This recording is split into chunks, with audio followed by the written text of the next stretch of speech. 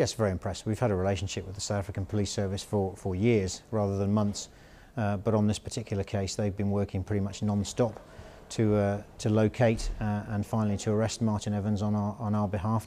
And my officers, together with South African Police Service, have worked day to day very closely to do this.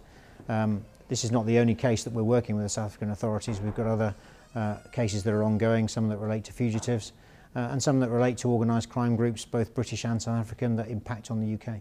So there are other fugitives, possibly UK fugitives, possibly in South Africa at the moment?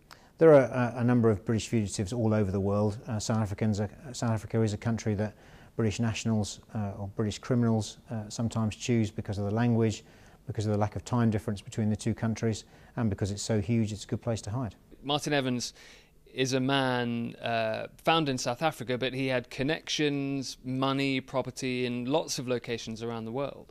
For the offences that he was convicted for, drug trafficking and the fraud offences, he had a huge network of criminals around the world to enable him to import Class A drugs into the UK from various jurisdictions. And certainly with his frauds, he had a number of bank accounts in different names in different countries all around the world. So yes, it's fair to say he had an extensive network of criminal connections and an extensive network of money launderers.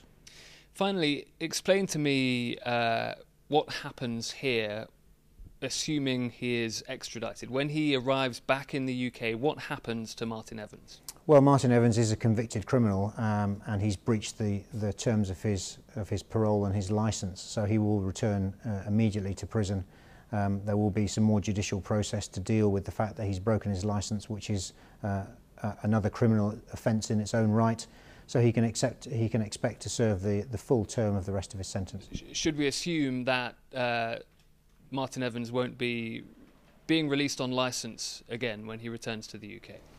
Well, licensing is a matter for a separate part of the British government, but I think it's fair to say that given the fact that he's been on the run for so long, that he's breached his licence conditions in the past and the serious nature of his offence, I don't think Martin Evans can expect to be released anytime soon.